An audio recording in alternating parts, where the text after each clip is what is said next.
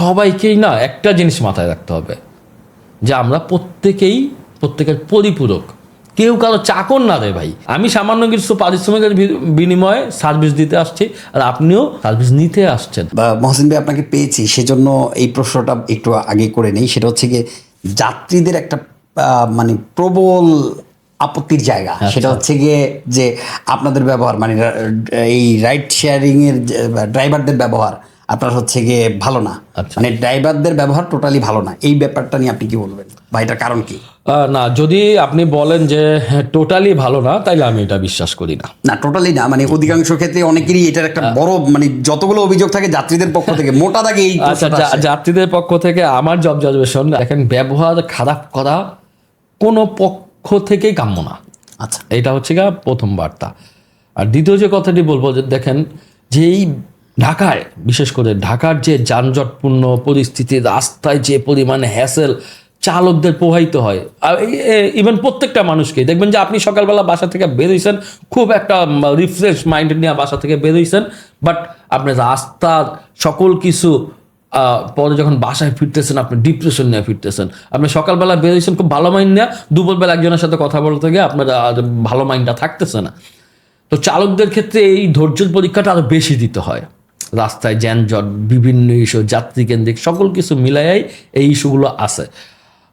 তারপরেও আমি বলবো যে আসলে ভালো ব্যবহার আমরা সকলের কাছ থেকে আশা করি। তবে আমার একটা অবজারভেশন আছে যে চালকরা কখন আসলে একটু বেশি হাইপার হয়ে যায় বা উত্তেজিত হয়ে যায়, সেটি হচ্ছে গিয়ে ম্যাক্সিমাম ক্ষেত্রে দেখা যায় যে একজন যাত্রী, তিনি একটা রাইড রিকোয়েস্ট দিছে, তার বাসার সামনে গাড়িটা আসছে, হ্যাঁ, সে 10 মিনিট 15 মিনিট 20 মিনিট এই চালকটাতে বসায় রাখছে।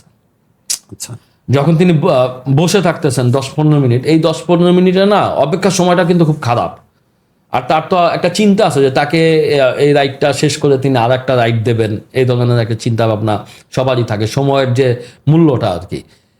তো দেখা গেছে কি, এই যে 10-15 মিনিট যে বসে থাকলো, এই বসে থাকতে থাকতে তার আপনার হচ্ছে গিয়া মাথার ভিতরে একটু আর কি আনস্যাটিসফাই ভাব চলে আসলো। তারপরে দেখা গেছে যে এই যাত্রীটাকে উঠাইছে, উঠানোর পরে এই যাত্রী বলতেছে, ভাই জোরে যান, আমার তাড়া আছে। কিন্তু সে কিন্তু তাকে 15 মিনিট আনায় বসা রাখলো। এখন তাড়া আছে, এখন সে যাচ্ছে। তারপরে আবার ফাট করে আবার অনেক যাত্রী মনে করেন যে রাস্তার মাঝখানে বলবে কি, ভাই একটু থামেন তো, একটু বাজার করবো, একটু এটা করবো, এটা সেইটা করবো।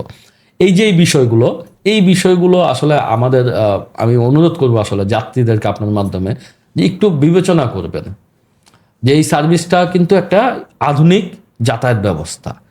আপনি কিন্তু দেখতে পাচ্ছেন যে গাড়িটা কোথায় আছে, কোথা থেকে আসতেছে। হ্যাঁ, অনেকেই বলেন যে ভাই অনেক সময় গাড়ি পাইতে সময় লাগে, এই কারণে একটু আগে ভাগেই দেই, কিন্তু এটা করা উচিত না। আপনি প্রপার রেডি হবেন, রেডি হয়ে গাড়িটা কল করবেন। দেখা যাচ্ছে যে আপনি রেডি হয়ে যখন কল করবেন, তখন গাড়িটা আসলেই কিন্তু আপনি গাড়িতে উঠবেন, দেখে উঠবেন। তখন কি হয়, চালকের মাইন্ডটা ভালো থাকে, আপনার প্রতি একটা ভালো ধারণা থাকে যে না, উনি হচ্ছে গিয়া কেয়ারফুল একজন যাত্রী। তো এই বিষয়গুলো যদি আর কি একটু স্যাক্রিফাইস করা যায়, তারপরে আসলে প্রপার হচ্ছে গিয়া একটা এই সার্ভিস কিন্তু চালকদের যেরকম কিছু নিয়মকানুন আছে সার্ভিসটা পরিচালনা করার, সার্ভিসটা দেওয়ার, যাত্রীদেরও কিন্তু অনেকগুলো নিয়মকানুন আছে এই সার্ভিসটা গ্রহণ করার। তো সেইগুলো যদি একটু সবার জায়গা থেকে একটু মেনটেন করা যায়, তাহলেই যে খারাপ আচরণের যে বিষয়গুলো আছে সেগুলো আপনার অনেকটাই কমে আসবে। আমি একটু বলি, আমি তো নিজে একজন এই সার্ভিসের মানুষ। আমি দীর্ঘ প্রায় 9 বছরের উপর এই সার্ভিসের সাথে যুক্ত। আমি আমার কথাই বলি, যখন একজন যাত্রী ঠিক টাইমলি আইসা আমার গাড়িতে উঠে, আমি গেলাম, সে আসলো, উঠলো, উঠে বললো যে ভাই কেমন আছেন, কি অবস্থা? জি ভাই আলহামদুলিল্লাহ ভালো আছে, একটা হাসি দিয়ে যখন বলি ভাই আলহামদুলিল্লাহ ভালো আছি, তারপরে না ওই যে ডিপ্রেশনগুলো না কেটে যায়। তারপরে মনে হয় কি তার সাথে একটু গল্প করি, করি, এই ধরনের বিষয়গুলো কিন্তু যাত্রীদের সাথে ঘটে। তার এই ধরনের বিষয়গুলো যে যাত্রীদের সাথে ঘটে তাদের অভিজ্ঞতাটা একবার জিজ্ঞেস করেন, তাদের অভিজ্ঞতা কিন্তু চালকদের প্রতি ভালো। কিন্তু যারা আপনার হচ্ছে কি যে এই ধরনের বিষয়গুলো করে, যাত্রী গাড়িগুলোকে এনে বসায় রাখছে, হ্যাঁ, টাইমলি উঠছে না, বিভিন্ন কারণে দেখা গেছে রুট পরিবর্তন করতে চাচ্ছে, এই সকল বিষয় নিয়ে আসলে আপনার সমস্যাগুলো তৈরি হয়। একটা বিষয় আমি আপনাকে যেটি কিছুক্ষণ আগে বলছিলাম, এই যে যাত্রী আসলে গাড়িতে অশ্লীলতা করছে, তাকে যে আমি বাধা দিলাম, হ্যাঁ, তার কাছে কি আমি কখনো ভালো হতে পারবো? না না না, তার কাছে তো ভালো হবে না। ভালো হতে পারবো না। তো এই ধরনের বিষয়গুলো কিন্তু আছে। অনেকে আছে দেখা যাচ্ছে যে বাসায় তার কোনো একটা প্রবলেম হয়েছে, সেইটাই সে গাড়িতে ঝাড়তেছে। মানে বোর সাথে ঝগড়া করে এসে ড্রাইভারের উপর যাচ্ছে। এরকমটাও আছে, আবার অনেক চালকের ক্ষেত্রে এরকম আছে যে দেখা গেছে যে আগের রাইডে কোনো একটা যাত্রী তার সাথে এমন কিছু একটা করছে, সে ডেসপারেট হয়ে গেছে, তার আর আসলে গাড়ি চালানো মানে মনস্তাত্ত্বিকভাবে ওই ঝামেলাটাই মাথার মধ্যে ওই ঝামেলাটাই মাথার মধ্যে ঢুকে আছে। এই যে মনে করেন যে একটা মিসআন্ডারস্ট্যান্ডিং। তবে এখানে আমি বলবো যে ভাই সবাইকেই না একটা জিনিস মাথায় রাখতে হবে, যে আমরা প্রত্যেকের পরিপূরক, কেউ কারো চাকর না রে ভাই। আমি সামান্য কিছু পারিশ্রমিকের বিনিময়ে সার্ভিস দিতে আসছি, আর আপনিও সামান্য কিছু বিনিময়ে সার্ভিস নিতে আসছেন। আমি যদি আজকে সার্ভিস দেওয়া বন্ধ করে দেই, বাংলাদেশের সকল চালকরা যদি গাড়ি চালানো বন্ধ করে দেয়, রাষ্ট্র চলবে? চলবে না।